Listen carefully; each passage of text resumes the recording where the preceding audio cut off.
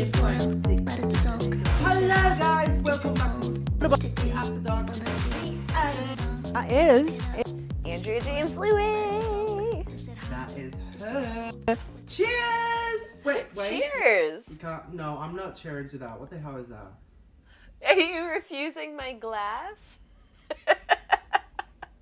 So that does not look like tea. Sorry.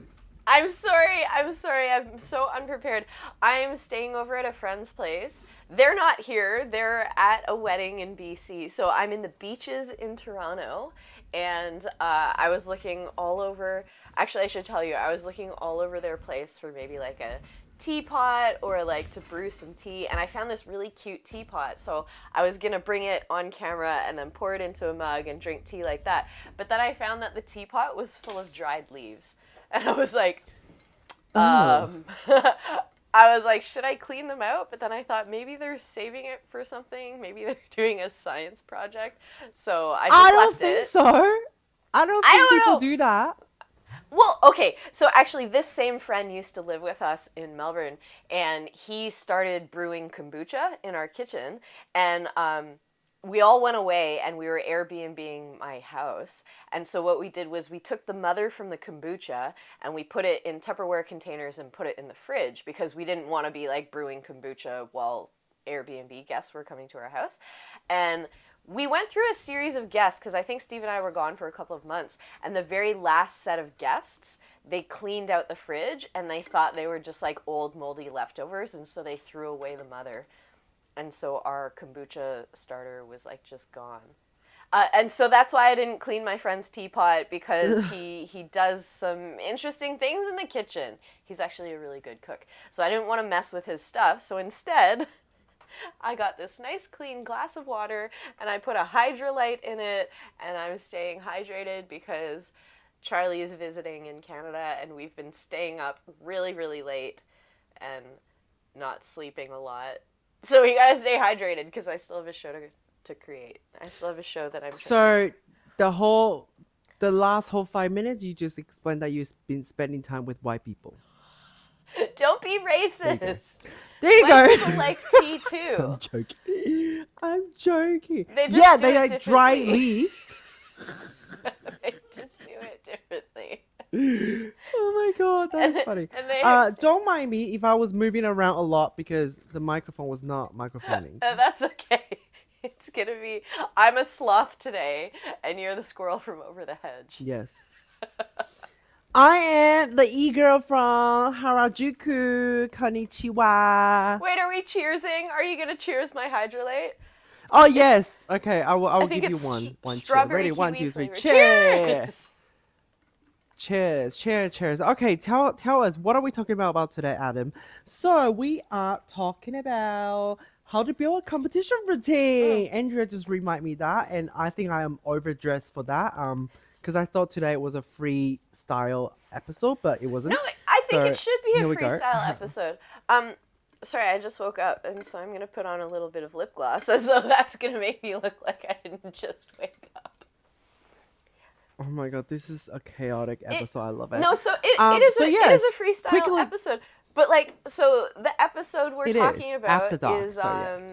I'm going to London next week, and so I'm so stressed out. That's why I wanted to do this as soon as possible, Yep. because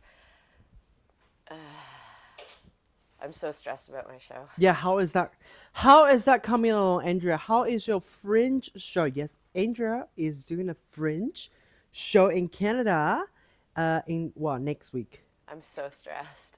So I've done. This is a little bit, it's a little bit different to, creating a competition routine. This is creating a routine to sell. So it's completely different. Will be definitely more stressful. Tell us about it. Yeah, it's definitely a really different process because this is like a theater production. And it's funny because I'm trying to tell everyone, because they put me in 100. The theater I'm in seats over 100 people, but it's just me for an hour. And every time I tell pole dancers, they're like, "Are you gonna pole dance for an hour?" I'm like, "No, I would die. I would die if I tried to pole dance for an hour." Except that my clown teacher, he's like, no, I think your fringe show should be you trying to pole dance for an hour. I think that would be really funny because the failure would be high level because nobody can pole dance for an hour. Yes.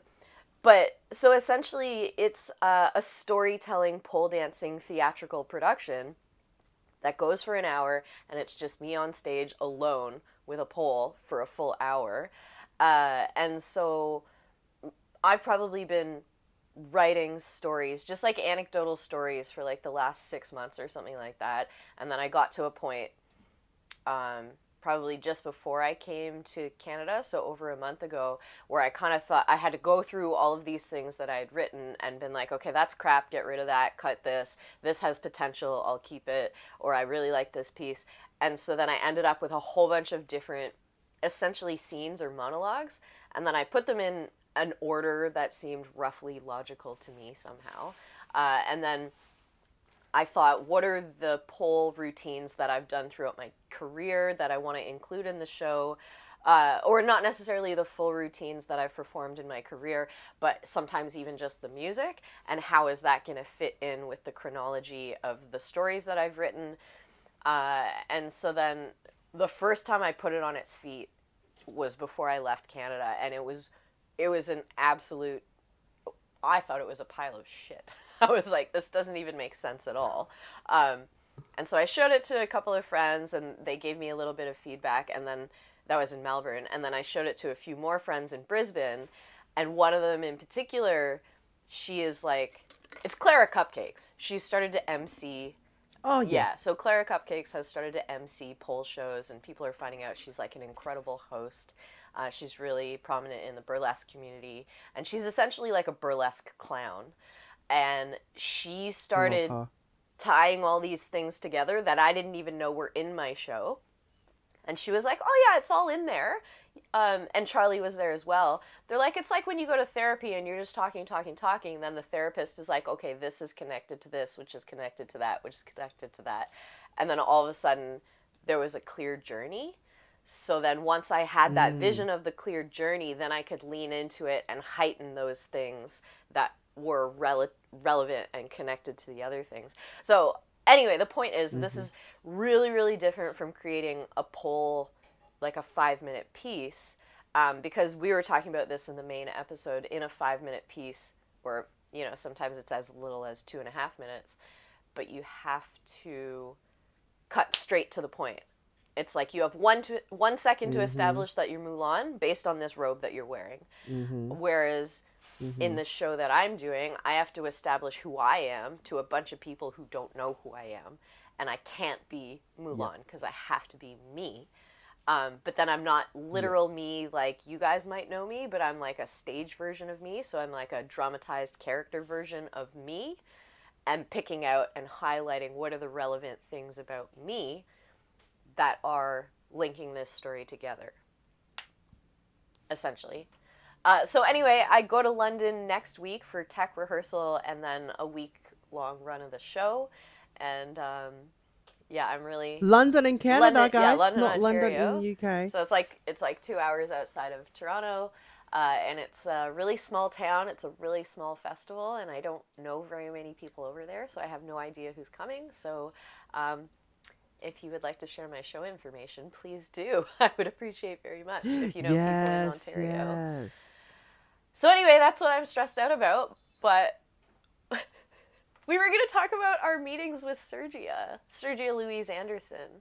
Yes. So now we can guys. So what you heard of is this is even harder to creating a theater show, a theater production to sell. You are literally impressing like people on the street, pedestrians. And those people, they're getting into the theater not knowing they are going to enjoy the show. And that's the whole thing about creating a production show, is that people enjoy without knowing they're enjoying it. Does that make sense? Yeah. Because for pole competition, we have expectation as audience. We know what we're going to see. So that's a completely different thing. So I think for pole, like if we're compared now, pole competition show and what you're doing now for Fringe, this is way harder because there's no criteria. And yeah, there's no criteria. It's a blank stage for an hour. The only criteria is you have to get out within the hour. um, Yeah, and also make the money. yeah, I mean, so the beauty of the Fringe Festival is that it takes, especially Fringe festivals in Canada, because this is not true of worldwide festivals, but Fringe festivals in Canada, they really help you out financially. So, for example, I paid maybe like a $20 entry fee to submit, and then all the festivals in Canada are chosen by random lottery. And then once you get in, if you get in, you pay a participant fee. So this is something that we've spoken about before. But when you get into a Fringe festival in Canada, so I think my participant fee was maybe $400 or $500, but that includes the theater rental, the box office ticket sales, the front of house staff that seats the audience, the technical staff that runs your show. And if I was paying for these things to produce something on my own, this would be tens of thousands of dollars, and I'm getting it for under $500. $500. Yeah. And so Is, the festival tickets crazy. are only $15, right? So I need to sell like a lot of tickets in order to recoup what I've spent. Like you know, traveling here and then getting costumes and props. Like luckily for me, a lot of my costumes are actually my pole costumes. But I've had to build some new props and stuff like that. So the truth is, even if I don't make back that amount of money, it's still really worth it for the experience. And then I've created this show that I can enter into actual juried Fringe festivals because I've tested it. Because earlier, late last year, I had a phone call with a really amazing writer. He's a Canadian playwright, but he's also created a TV show as well. And he gave me some feedback, and he was like, start with the tiny festivals. And I've gotten into one of the smallest festivals in the world. But he was like, start with the small festival, test it out, go to the bigger festivals, go to the juried festivals. So I'm like right now at the very start of the process where I'm like, I don't know if my show is a piece of crap. It might be a piece of crap. This is... Have you watched Baby Reindeer? Yes! I hope this is not going down. That is weird. You were like the Fringe, a small one. You're not sure if it's gonna work, and there's a writer coming along. Well, okay. So here's the thing about like that. Baby Reindeer. If you completely remove the stalker storyline and you focus on his journey just as a comedian. And if you look at all of the clips of him as a comedian within that show, he starts out as an absolute shit stand-up comedian, and then he gets into Edinburgh Fringe Festival, and he does an absolutely shit solo show in a bar, but then somebody sees him, and, well, there's the whole sexual assault storyline, which is very disturbing and very upsetting. But he worked his way up from being a terrible stand-up comedian to a terrible Fringe artist, and then gradually he got better and better and better, and now he's the star of a Netflix series that people are obsessed with. And so for me, that is the story of someone who starts out shit, gets a big break, and gets a big, like, what is ultimately a lot of people's goals now is to get a streaming series. Exactly. But you have to risk being shit. We need to... Yes. And we need to treasure the time that we have with you right here. Now you're watching this on YouTube for free. Sooner or later, you have to pay to see her looking like that, just out of the bed on a streaming service. Yeah. I mean, you can come see me for only $15. You can see me in person. Oh my God. $15. Yes. But the thing that's really Please, exciting about Canadian Fringe is that the tickets are so cheap. So you can spend $15, $20 and you might see a pile of crap, but you also might see the beginnings of the next big Netflix series. Which is why, the writer I had the phone call with, he started out at Toronto Fringe and then ended up with a hugely successful TV show. Oh my God! Manifestation. This is the best time to manifest. Okay, it's 888. It's coming up. 888 is coming up. So manifest. 88. Yes. 88 is my anniversary. Steve and I got married accidentally. It happened to be 0808. But Really? That is Father's Day in Taiwan. is it? Yeah, as soon as I told my Yeah, parents, because they're like, A in Mandarin is Baba. So Papa, oh, Papa. Baba Festival, that's in Taiwan. Yeah, that was really just a random occurrence. So when Steve and I decided to get married, and we wanted to just do it at like the Victorian Registry, the soonest you can book a date is 30 days in advance, and we had decided in Mm. July. So we went to book the date, and he's like, "When do you want to do it?" And we said, "Yeah, just as soon as possible," which I think is August 8th. And he's like, "You're the very last people to get that slot." And he initially wrote down my nationality as Chinese, and he's like, "No, wait, sorry, you're Canadian." Oh, But he was like, "Every single person who's booked that date has been Chinese." I was like, "Oh, I see." yes, because Baba also means fa means become rich. Many, many, many. Yes. Oh wait, but That I anyway. I really want to talk about the Sergia thing. So Sergia Louise Anderson, Yes. she's a theatrical pole dancer. She was an actor and a competitive dancer before a pole dancer, and she started this online thing called the Beginner Pole Dancers Summit. So it's cool that Yes. we're talking about what things are like when you're starting out. For me, starting out as a solo theater performer, but when you're starting out as a pole Mm-hmm. dancer, she's assembled all these guest speakers from around the world to talk about things and stuff, and we are two of those people. Us. You're welcome, everybody. What she said to me during my meeting is Yes. that she feels like she has a limited time to share her knowledge because she knows she's not going to be able to pole Mm-hmm. dance forever. And so she feels this drive to share Yeah. everything she knows right now, before the moment passes. And so she's having these one-on-one meetings with all the guest speakers to talk about how to maximize our participation in the summit. Uh, and I was so inspired after my meeting with her. But yours was just yesterday, right? No, it was today. For me, Oh, it's today. So, oh yeah, guys, like, do you see that? I'm in Melbourne, and then she's in Canada right now. So that's our running thing yeah. now. We're always in different I'm in places, Toronto. and yeah, different time zone as Oh. well. So I had my meeting with Sergia today. I personally have never met her, and I started watching her when I was literally a baby pole dancer 11 years ago, and literally when I hear Sergia, it's like the song just coming, the clown The song. clown song. Oh my god, it was just crazy meeting her.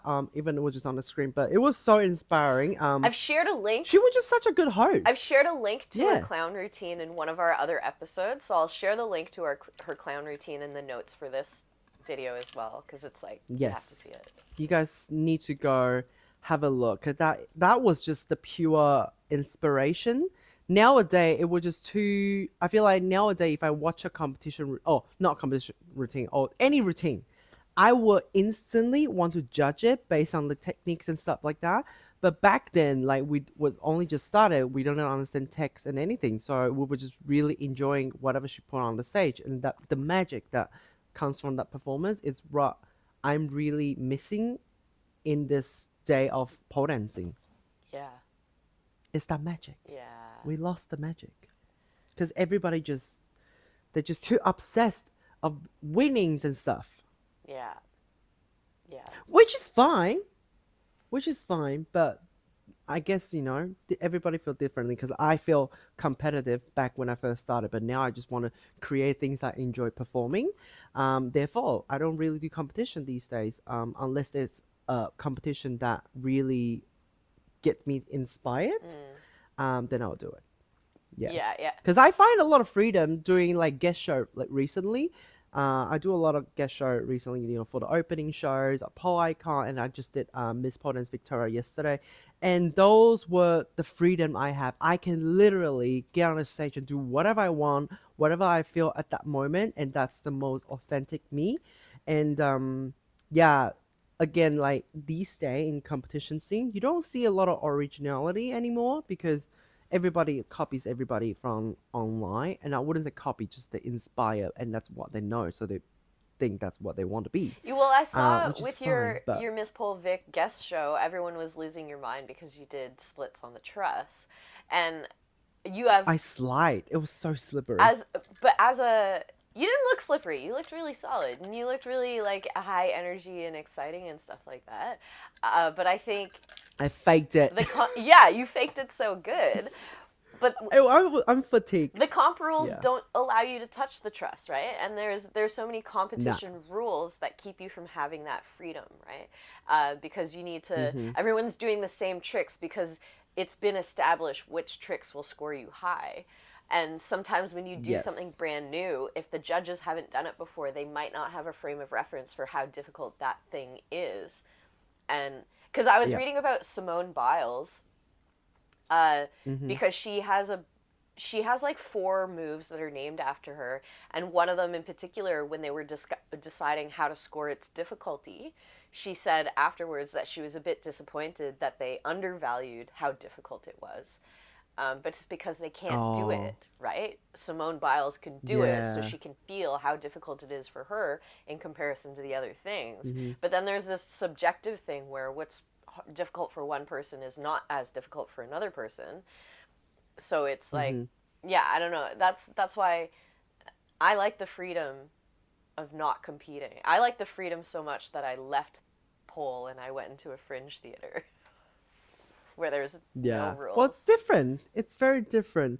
But for pole dancing, like gymnastic, nowadays we have IPSF that does score every single tricks in pole dancing. It's literally a book that's this thick to tell you what move actually worth how many points. And I read it some back then, and some of the tricks I was just like that deserve that many points, and then there will be like fringe or something that is not as high. I was just like, oh my god, that's very interesting. But that also it's depends on the person who What were the who established the what rules. were the high scoring tricks that surprised you? I don't remember. I really don't remember. But there were just some like random tricks. I'm just like, that score that high? What the hell? You know what? We should For example, like even flag holding for 3 to 4 seconds that get you really high points as well. like a straight flag, or are we talking like stag leg? They are RNX and also straight one. Obviously, straight one will be higher. I think. I don't remember. I never look at that book again. We should do an episode where we actually look at the book and just We should, because discuss. I actually want to compete in that. You I've been do? wanting to compete in that for a long time. Yeah, just see if I can get myself back in the pole sports thing. Yeah. You know, and also they have artistic one now, which I can fake it. You know. Yeah, that's your forte, artistry. So yes, I had my interview with Sergia today, and it was great. She was just so like smooth. The questions she asked, and then just instantly like trigger the answer in my brain that I didn't thought of. I mean, didn't think of, and then just it just flowed, and it was really good. I was like, oh my god, I can actually talk. It was good. We were talking about like some tips and tricks, some whys and don'ts, or and like how, where, when to start a competition. I can't tell you too much now because you have to wait for the beginner What summits can to you know tell the us? detail. Can you tell us what your topic is going to be for the summit? My topic is how to start competing as a beginner, or yeah, Yeah. basically that. Yes. Cool, cool. I like that topic.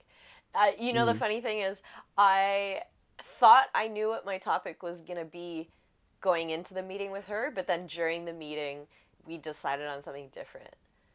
Mm. So, my topic is going to have something to do. I haven't really figured out the name exactly, but it's going to be something like using hyper focus as a superpower. Because we Mm. started talking about ADHD and stuff like that, and all of the Yep. really typical things that people experience, and then how to use those as something that can really benefit you in a creative space. And so then I don't know if you're doing this aspect of the summit as well, but I'm offering like a freebie in Mm-hmm. addition to the summit. And then if you want to sign up for the freebie, and then as sort of a preview to the bigger thing that of mine specifically that you can sign up for. So I'm doing like a little 15-minute teaser about how to give good face, which has been something I've always been obsessed with, because usually when people see me perform, they're like, oh my God, your face, because I do a lot of acting, right? And so Mm. the freebie teaser is going to be about how to do that, how to give good face. And then the larger program of mine specifically that you'll be able to purchase is like a 4-part series, and each part is an hour long, but it's like literally how to create a show. So that's I love 4 that. hours of me. Yeah, it's 4 hours of me giving like different exercises and stuff like that in order to create a show from beginning to end. So it's almost like what we discussed in the episode, except instead of being only 45 minutes long, I go so in depth. And yeah, it's 4 part. I love that. I think that would be very helpful for people who have no background and want to just start, competing in pole dancing. Because literally, when we are talking about it, I really went back to like when I was a baby. I'm like, oh my god, like how do I put a routine together? What does that even mean? And it's actually really daunting. So that's good. Yeah, and I think the thing is, the 4 hour series is really an insight into what it's like to do performance coaching with me. And obviously, because it's like a discussion based course that I ran, there's some general feedback that anybody can follow. And then the difference is, and I think I go into this in the course because I had actual students there with me, but I gave specific feedback to specific people. So then you can start to kind of see how different people need different things, and different people are going to respond to different things. And so it's some tools how to figure out what's appropriate for you, what methods. I love that. I love Yeah. that. Yes. Yeah. I'm offering a free competition guidebook. It's called the Come Ready guidebook, where I explain what criteria is to beginners, so you can use it to start building a routine based on that. And I also have a more advanced and more in-depth version for the advanced people, because as you grow as a pole dancer, there's more things you would need to know before you put in a comp routine that it's gonna score you higher. Otherwise, you just wasting time. Unless you just love performing, which is no shame for that. We love that. So it depends on, that's where we're talking about. What we're talking about in the interview is that there are competition are more performance based, and you will focus on more performance. And there are technical competition with more like more fitness one, then you focus on more the technical side. So that's where I explain in the in-depth one, which you can get once you feel like you need more knowledge to build your routine, then you can get that. And also I'm chucking in a freebie of my choreo, because my choreo is very performance based. Yes, we are all about giving faces here. So yeah, I can't wait to show you guys the whole interview, and I can't wait to hear yours, because I feel like I'm at a stage that I want to focus on more helping people, really. Because again, like, we've been doing this for like a decade, and Yeah. yes, we can compete more, but then we have done everything already. So I think it's a good time to start giving back. You know what I mean? Yeah, and that's Especially back then, exactly. we don't have any of these, and now we have Yeah. a lot of resources. Yeah. Yeah, because we didn't have any of this, and so we were really not only had the freedom to develop how we wanted to, but we also like had to like pick a path and just commit to it. But first of all, I love that your freebie is your choreo. I always say this. I love your choreo. But I also like that your guidebook. Obviously, the whole summit's geared towards beginners, but I love that your guidebook also has that evolution of like as you progress, how do you adjust?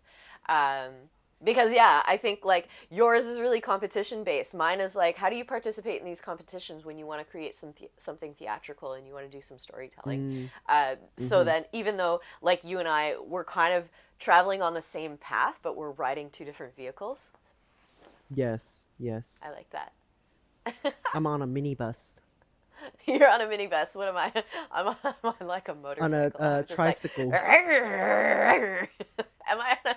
No, I'm on a tricycle with 14 other clowns. We're just stacked on top of each other, like. Yes, you guys should have seen Andrea at her clown school graduation. That was the best thing I've ever seen. Oh my gosh. I felt so proud. Well, wait till you see the pole shebang when I finally tour it in Australia. Oh my god, yes. I might try to get it into like Melbourne or Brisbane Fringe or Adelaide Fringe or something. I think you should. Something. You should. We'll see how Somewhere this one that don't. You need to do it somewhere that guns are not. That guns are illegal, please. Just in Somewhere case. that guns are illegal in Canada. Well, okay, guns are not legal in Canada the way they are in America. I think the only guns you'll encounter in Canada are like people who have hunting rifles. Yes, They same don't as live Australia. in the city. Yeah, they don't live in Yeah, the city true. though. So you're True. not. Yeah. Yeah. Anyway. Alright. Ah! There's so much prep we have So to do much for this to talk summit. about. Yes, I can't wait. Actually, this is such a good topic to relate to that because that is coming up.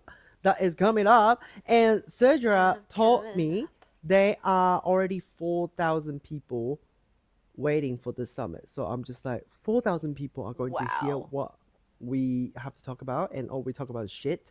So, no, I mean, obviously, at a summit, we are very professional, but on here, we're chilling, okay? But I think it's important that the delivery method be a little fun. Yes, definitely. We are not like strict. This is pole dancing, everybody. Yeah. Calm down. It's not Olympic. neuroscience. It's not No, brain surgery. no. It's not. So yes, definitely go check it out. We will chuck down the links down below in this, the description box, and then make sure you check us out on Spill the Bubble Tea podcast, and let us know if there's any other topics that you would like us to talk about, because we're very willing to talk about it. So yeah, thank you for joining us, and thank you, Andrea, and thank you to myself for being fabulous. Thank you to myself. Stay hydrated. Cheers. Mine's done. Make it boil, let it soak. Is it hot? Is it cold? With the tea, spill the tea.